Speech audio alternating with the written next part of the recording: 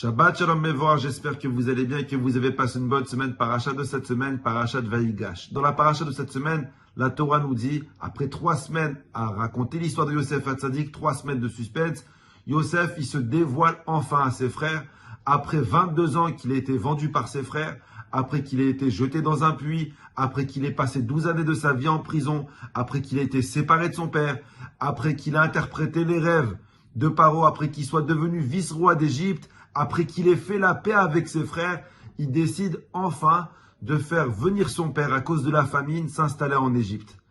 Et la Torah nous dit comme quoi Yaakov, lui, était persuadé comme quoi Yosef, il était décédé, qu'il était dévoré par une bête sauvage. Et Yosef, il demande à ses frères d'annoncer à leur père qu'il est toujours en vie. Et la Torah nous dit comme quoi Yosef, il prépare à son père un chariot rempli de nourriture et il donne 2 cadeaux personnifiés à son père. Et le Midrash, Rashi rapporte ça. Et Rashi dit comme quoi Yaakov, il dit à ses frères, quand vous allez rencontrer papa, s'il vous plaît, à part tous les chariots de nourriture que je vous ai donnés pour lui, remettez-lui de ma part ces 2 cadeaux. Ces 2 cadeaux, c'est le symbole de ce que j'ai vécu pendant 22 ans. Et qu'est-ce que Yaakov, il offre, qu'est-ce que Yosef, il offre à son père?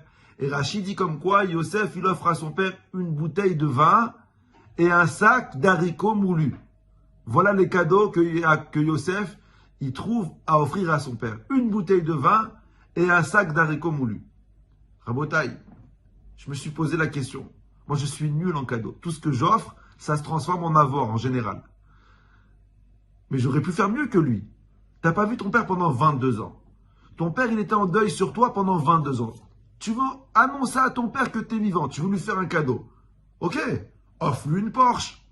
Offre-lui une Patek. Il y a des cadeaux quand même. Voilà, c'est la période des cadeaux maintenant. Offre-lui un beau cadeau. T'es vice-roi d'Égypte. Il est milliardaire, Yosef. Qu'est-ce que tu trouves à offrir à ton père? Une bouteille de vin et un sac d'haricots moulus. Elle est où la chorma? Celui qui pose la question, c'est pas Moshe Pinto, c'est le Rabbi Lubavitch. Le Rabbi rapporte ce Rashi. Et il dit, mais je comprends pas Yosef. Il ne peut pas trouver un cadeau plus attrayant pour son père. Un cadeau qui représente mieux son père que de lui offrir une bouteille de vin et un sac d'haricots. Et le Rabbi donne une très belle réponse. Le Rabbi dit, ce qui a rendu cette bouteille spéciale, c'est pas la bouteille, c'est le message qu'il y avait derrière cette bouteille. Et le Rabbi dit comme ça.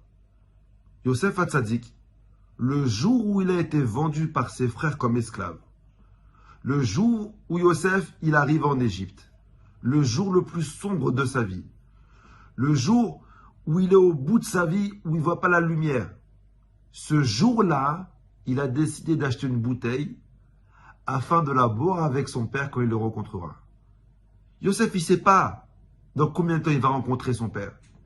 Yosef, il ne sait pas dans quelles conditions il va rencontrer son père. Par contre, Yosef, il sait une seule chose, je vais rencontrer mon père. Alors j'achète cette bouteille-là, le jour où je rencontre mon père, je fais les chaïm avec lui. Et le Rabbi dit comme quoi cette bouteille, elle a suivi Yosef pendant 22 ans dans tous les parcours de sa vie. Quand il a été esclave, quand il a été chez Potiphar, quand il a été en prison, il tenait précieusement cette bouteille avec lui. Et à chaque fois qu'il avait une baisse de morale, il regardait cette bouteille et il se disait, je ne sais pas quand je vais m'en sortir, mais je sais que je vais m'en sortir. C'est ça la force de cette bouteille de vin.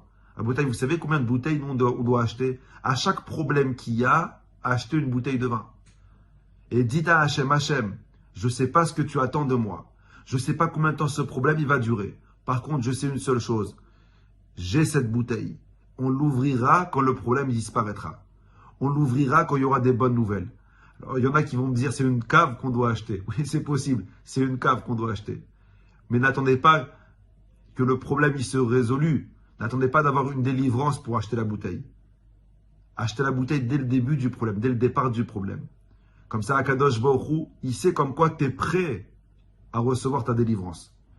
Alors vous allez me dire, ok, on a compris pourquoi Yosef il a acheté une bouteille, pourquoi Yosef il a offert une bouteille de vin à son père. C'est en fait la bouteille qu'il a gardée avec lui pendant toutes ces années. En fait, cette bouteille, elle représente l'espoir. D'accord. Mais pourquoi le sac de haricots moulus? Qu'est-ce qu'il a voulu lui dire? Et le Rabbi dit que le meilleur moyen de cuire des haricots, c'est de les moudre. Le meilleur moyen de cuire des haricots, bon, je ne travaille pas dans Top Chef, c'est le Rabbi qui dit ça, c'est de moudre des haricots. Et en fait, Yosef, il a voulu faire passer un deuxième message à son père. Papa, jamais je n'aurais pu être aujourd'hui qui je suis. Jamais on n'aurait pu boire ce vin ensemble si Akadosh Baruch Hu ne m'avait pas moulu, si je n'étais pas passé par toutes ces épreuves. Le fait d'être passé par toutes ces épreuves, le fait qu'Akadosh Baruch Hu m'ait écrasé, ça m'a permis de pousser. Des fois, Akadosh Baruch Hu, comme une plante, on est obligé de la mettre sous le sol pour qu'elle donne un arbre. Akadosh Baruch Hu, des fois, il est obligé de nous faire passer par des épreuves un petit peu compliquées pour sortir tout le potentiel qu'il y a en nous. Mais ne jamais perdre espoir. Toujours avoir une bouteille et de savoir que si un jour on a bu cette bouteille, c'est parce qu'on a été sous la terre. Brachava, atzlacha, vous et toute votre famille la semaine prochaine.